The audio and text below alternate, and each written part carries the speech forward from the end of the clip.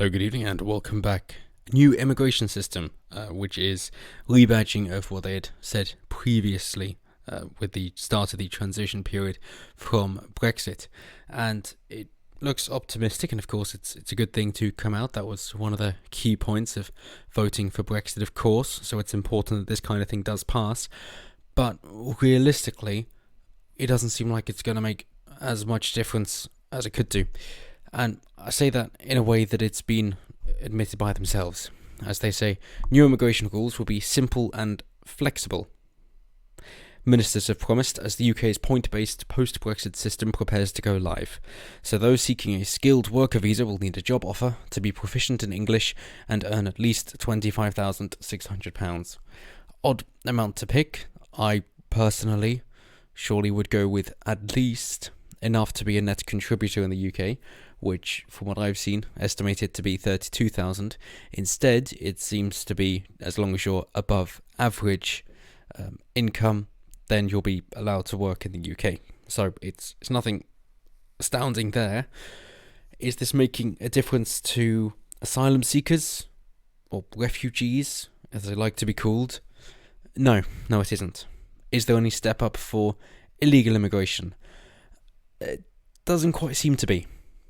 The suggestion is they're using big data analysis in order to understand what's coming through for goods and people going for a visa will need to prove ID and they have enough money to support themselves.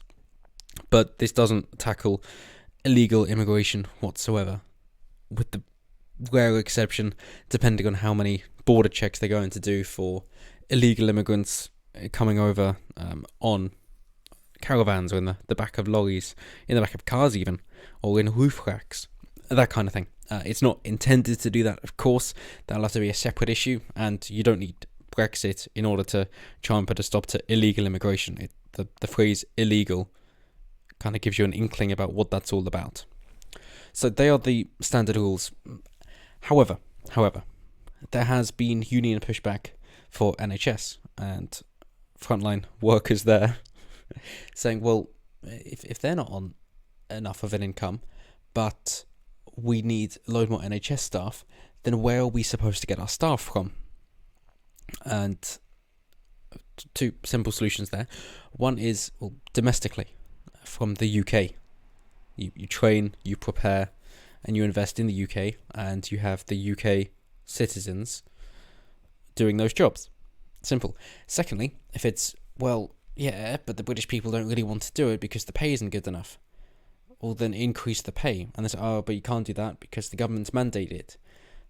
So what are they doing instead? They're going private. I see. And there's been a notable rise in private healthcare in the UK as well. Things like AXA or Bupa, of course, as private medical insurers. Well, I think that just seems to be proving more than that the NHS isn't fit for purpose whatsoever.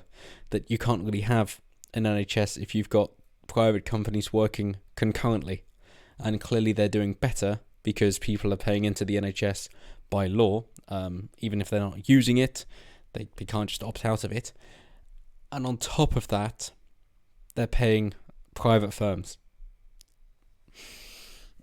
In that case, where are your good doctors going to go? Where the money is, of course, because they can. In which case, they're going private. In which case, there's then a greater class discrepancy between the rich and the poor when it comes down to healthcare. So that's where the NHS are losing their best staff to the private companies. But, of course, the government company can't fail because it's the government.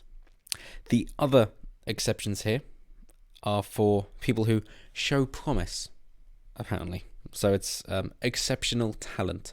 It's in STEM fields. And the requirements for students from abroad have only had minor alterations from what I've been able to glean through from the reports out so far. But given that they're saying, it's for anyone with exceptional talent, and if they're studying something worthwhile, then yay, then of course, and the universities love them because of the foreign student money, so they're going to keep taking them in. then it comes down to, well, then maybe the government should get out of universities as well. But now I just really, really sound like I'm beating the same drum over and over and over again. Just telling the government to leave. On a side note, although they're saying this about immigration, the advice for businesses, it has been a bit lackluster. It's essentially giving broad outlines of the kind of thing you can expect, and saying businesses, well, you better be ready for it then. So we're leaving the European Union. What do you think that means? Get prepared for that. It's like, yeah, but what does it actually mean? So, well, we can't tell you, we don't have a deal yet. So, well, what are we supposed to do then? Your guess is as good as mine. And it sounds crazy and it's terrible, but that legitimately is the advice. Just, well, we haven't got a deal, so we can't tell you. We don't know which way it's going to go, and we can't really reveal our hand. So you're going to have to guess until then. There you go. So do you think that maybe you should have allowed more than a couple of weeks to know if you're having a hard Brexit, or if you come to some sort of a deal? Do you think maybe that would have been more worthwhile? And even with the coronavirus pandemic, at that point, you just say, well, shit, okay, well, we're going to have to stop now. We've got enough to sort out domestically. If you don't want what's on the table at the moment, we're walking. Surely that would have been a better thing to do. Because this is shown through stock markets, which are a reflection of how well individual companies are doing, of course. That for US elections, for example, when the Senate and the President are against each other, as in the President has minority rule, they can't pass much legislation, of course, because it keeps getting shut down. In which case, the stock market does well because it's much more predictable. The same thing goes when somebody wants a smaller government, a government that isn't going to intervene. The stock market does better because business owners can plan for the future because they're not expecting things to be incredibly volatile.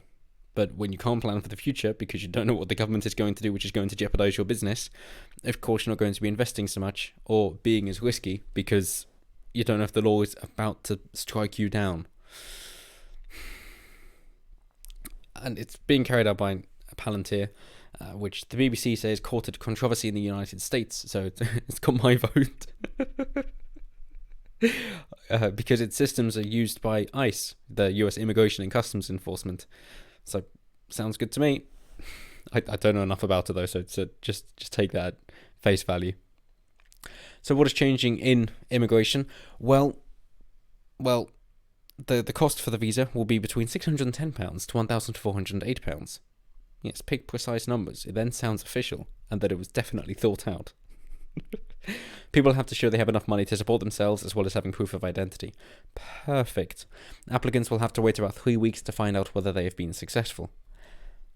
Fair enough, if you're going to apply for a job, as long as that business is understanding, that should be okay, which they would be if that's the law, because it's not as if they could favour some other immigrant instead, so fair dues. But there are protections for the more than 3 million EU citizens already working in the UK. They are protected under the terms of the withdrawal agreement signed by the UK and EU earlier this year. As of 30th September, 2.1 million people have been granted settled status and 1.6 million pre-settled status, ensuring they can remain in the UK.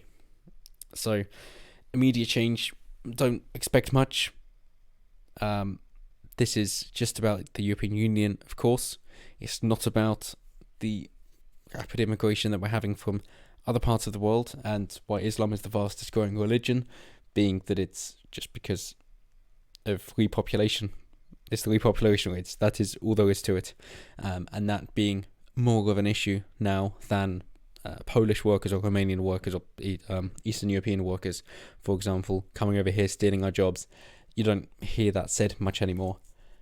Now, it's much more so, well, people with barbaric ideologies are coming over here and raping our women. That's what you hear more of these days. And that's not coming from the European Union. Well, most of it isn't. But always let me know what you guys think down below. Do you think, well, hey, we should be grateful for at least we're getting something, and then in the future it can be worked on? Or do you think, well, no, this was your one chance, and it's a bit too lackluster, not really pleased with what you're doing, we should be focusing more on the UK, not still being focused on the European Union? we've had enough of that. We've had too much of that. Either way, let me know down below. Always intrigued to hear what you have to say. And as always, until next time, have a good one.